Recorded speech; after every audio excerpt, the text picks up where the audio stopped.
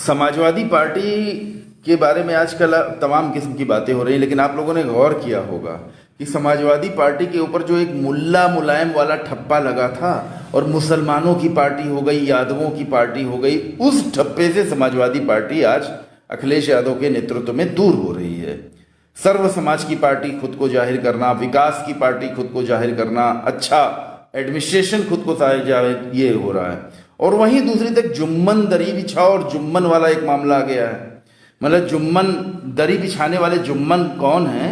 जो दूसरी पार्टियों में वो मुसलमान, उत्तर प्रदेश में और पूरे भारत में मुसलमानों ने अपने को खुद को एक तबके में बांट दिया है। एक तरफ हैं दरी बिछाने वाले जुम्मन जो दूसरी पार्टियों में जाके उनके लिए जो है दरी बिछा रहे हैं, और एक तरफ हैं वो मुस्लिम जो एकजुट हो रहे हैं देश के संविधान के लिए, देश में अच्छी कानून व्यवस्था के लिए, देश के विकास के लिए। केवल मुसलमानों के हित वाली बात नहीं हो रही है यहाँ पर, कोई इस्लाम के राज वाली बात नहीं हो रही है यहाँ पर, बिल्कुल नहीं हो रही है। यहाँ पर पहले अपने दिमाग में भरी गंदगियाँ, जितने भी लोगों के दिमाग में भरी गंदगियाँ हैं वो निकाल दें, क्योंकि हमारा जो देश है ना, ये गुलदस्ता है, बहुत प्यारा गुलदस्ता है।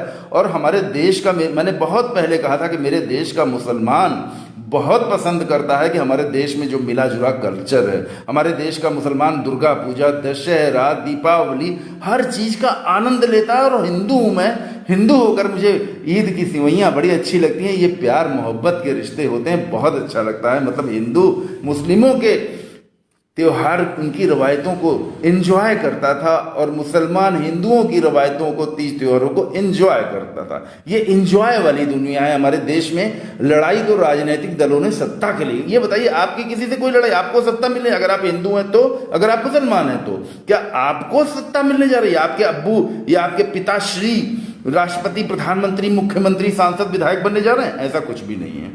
तो एक बात समझिए, अगर हैदराबाद से, तेलंगाना से आकर के अखिलेश यादव की पार्टी ने पश्चिमी बंगाल के चुनाव में जो है हिस्सा नहीं लिया, बहुजन समाज पार्टी देश के अनेक राज्यों में जातिवाद की वजह से, केवल जाति के नाम पर चुनाव लड़ने का साहस दिखा देती है कई जगह। लेकिन समाजवादी पार्टी में यादवों की तादाद इतनी ज्यादा थोड़ी है कि पूरे देश भर में, कि वेस्ट बंगाल में यादव बाहुल्य एरिया है कोई, और वहां समाजवादी पार्टी जो है वहां चुनाव लड़ने, ऐसा नहीं हुआ।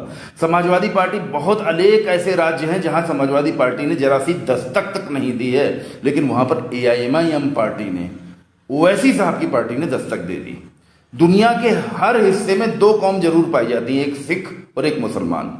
सिख आपको उत्तरी ध्रुव, दक्षिणी ध्रुव पे भी मिलेंगे, और मुसलमान आपको उत्तरी ध्रुव, दक्षिणी ध्रुव में कहीं ना कहीं पूरे दुनिया में हर जगह पर रिसर्च करते हुए, इल्म की तालीम की जो है शिक्षा हासिल करने के बाद अपना ज्ञान बढ़ाते हुए मिलते हैं। तो आने वाले समय में AIMIM पार्टी को जो बहुत हल्के में आज लिया जाता है, ये मेरी समझ में बहुत पहले से आ गया था।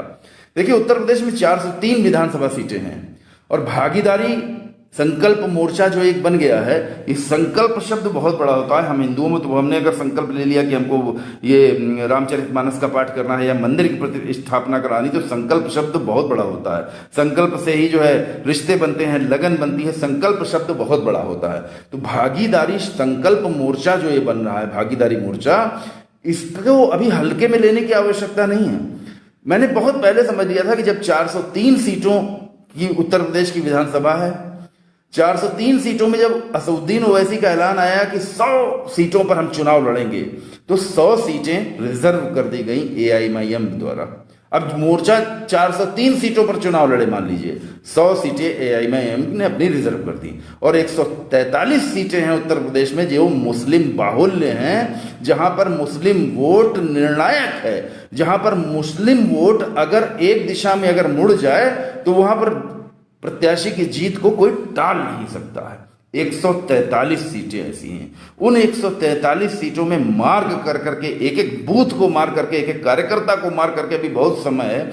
अगर 100 सीटें रिजर्व कर दी असदुद्दीन ओवैसी ने, राजभर वोट जहां पर है, मतलब अब जातिवादी राजनीति आरंभ हो गई ना, हर पार्टी कर रही है। तभी तो जितिन प्रसाद को लाया गया ना भारतीय जनता पार्टी में और ऐलान किया गया ब्राह्मण वोटों का, ब्राह्मणों से मुलाकात कराई जा रही है।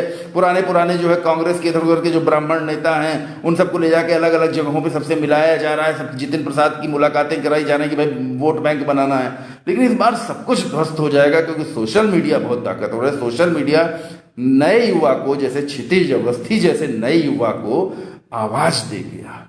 सोशल मीडिया की वजह से ही तो क्षितिज द्विवेदी हमको जाने, अवस्थी कह रहा हूं, सॉरी, क्षितिज द्विवेदी ने कानपुर में जो प्रोग्राम रचा केवल एक दिन में रच दिया है। क्षितिज और अकबर दोनों खास दोस्त, एक हिंदू एक मुसलमान, दोनों खास दोस्तों ने मित्र दिवस के दिन मुझको बुलाया और हिंदू मुस्लिम की मित्रता की मिसाल कायम कर दी। हमारा देश, क्या आप कहेंगे कि चंद्रशेखर आजाद और सुखदेव और राजगुरु अशफाकुल्ला आपस में दोस्त नहीं थे? चंद्रशेखर आजाद और अशफाकुल्ला खान ने साथ में जो है आजादी की लड़ाई नहीं, अशफाकुल्ला खान चाहते थे इस्लामी राष्ट्र हो, चंद्रशेखर आजाद चाहते थे हिंदू राज हो। थप्पड़ मारने का मन करता है ऐसे दो कौड़ी के, दो टके के नीच गिरे हुए अंध भक्तों, अंड भक्तों को।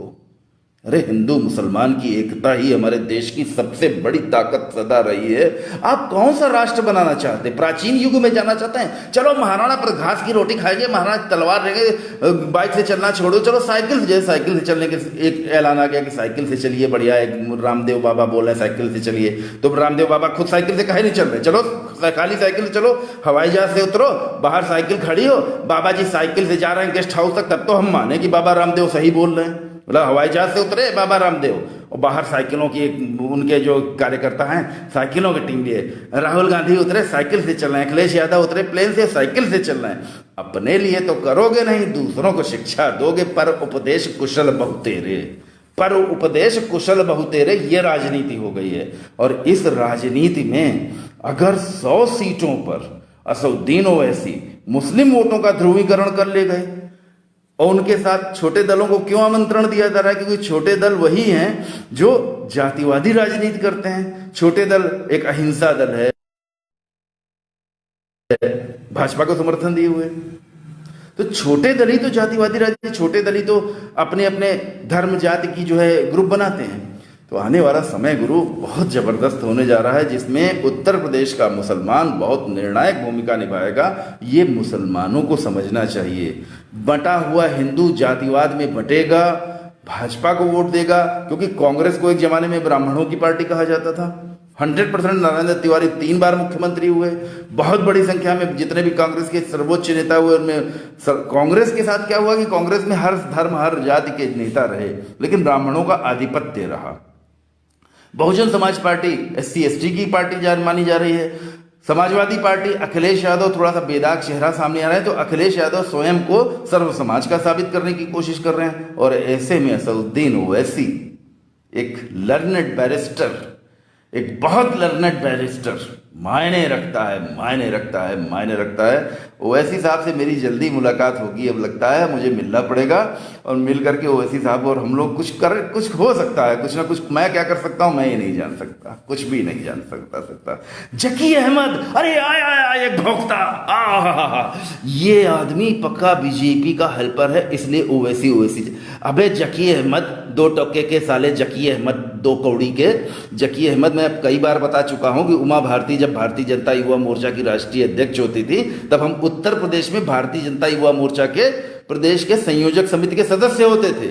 शत्रुघ्न सिन्हा को फिर से तो भाजपा लिया ना। तो तुम लोग किसके गुलाम हो? तुम कौन हो? तुम्हारी क्या औकात? तुम्हारे अब्बू ने कुछ तीर तलवार कुछ चींटी भी मारी कुछ दुनिया में? अपने मोहल्ले के सामने पड़ोसी की नाली भी ठीक कराई जकी अहमद, 2 कौड़ी के जकी अहमद। बता, तेरे अब्बू ने पड़ोसी या तूने पड़ोसी की नाली भी ठीक कराई है, उसकी बात कर। मैं तो अपनी बात कर रहा हूं। मैं हमेशा डंके की चोट पे, जब से जननायक डिग्री कॉलेज छात्र संघ का महामंत्री बना, जब मैं प्रथम जूनियर लाइब्रेरियन बना था, तो लड़कों ने मुझे जिता दिया, पुलिस वालों ने मुझे कंधे पे उठा लिया था। मेरे पिता पुलिस इंस्पेक्टर रहे, तो पुलिस के लोगों ने मुझको कंधे पे उठा लिया था कि ये साहब, ये लड़का जीता है।